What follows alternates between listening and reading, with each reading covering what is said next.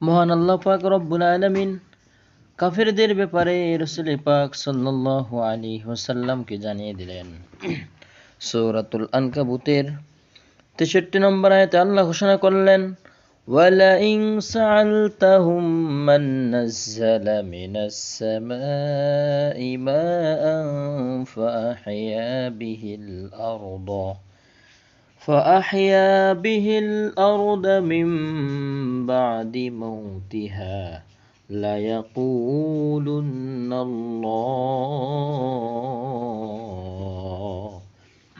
রাসূল পাক সাল্লাল্লাহু আলাইহি সাল্লামকে আল্লাহ জানিয়ে দিলেন, আপনি যদি তাদেরকে জিজ্ঞাসা করেন, মান নাযালা মিনাস সামাই, আসমান থেকে কে পানি নাজিল করে, ফাহিয়া বিহিল আরদা মিন বাদি মাউতিহা, এরপরে মৃত জমিনটাকে কে আবার সজীবতা দান করে সেখানে ফসল ফলায়, তাহলে অবশ্যই তারা বলবে লা ইয়াকুলুনাল্লাহ, সেটার অন্য কেউ নয়, তিনি হলেন আল্লাহ রব্বুল আলামিন। চৈত্র মাসে মাঠ ঘাট ফেটে চচির হয়ে যায়, এরপরে আল্লাহ পাক রব্বুল আলামিন বর্ষার কালে আবার আসমান হতে পানি নাজিল করে সেই জমিনটাকে সজীব করে সেখানে সুশোভা সুফলা ফসল ফলিয়ে দেয়। সুবহানাল্লাহ।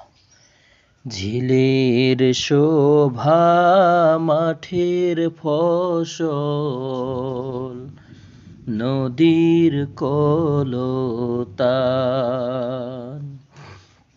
বনের আদর মায়ের সোহাগ, পাখির ঠোঁটের গান, আল্লাহ সবই তোমার দান, আল্লাহ সবই তোমার দান।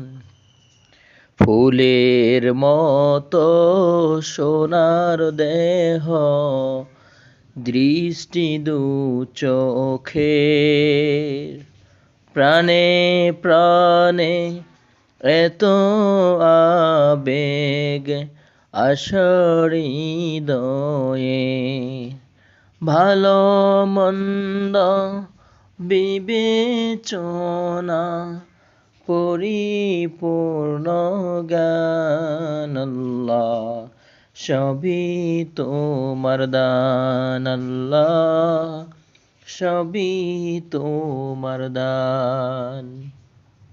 দিন দুনিয়ার চলার পথে মহান কান্ডারি, দিলে তুমি দয়া করে পরম দিশারি, পরম দিশারি। দিনের নবী মোস্তফা সে হয় মেহেরবান, আল্লাহ সবই তোমার দান, আল্লাহ সবই তোমার দান। ঝিলের শোভা মাঠের ফসল, নদীর কলতান।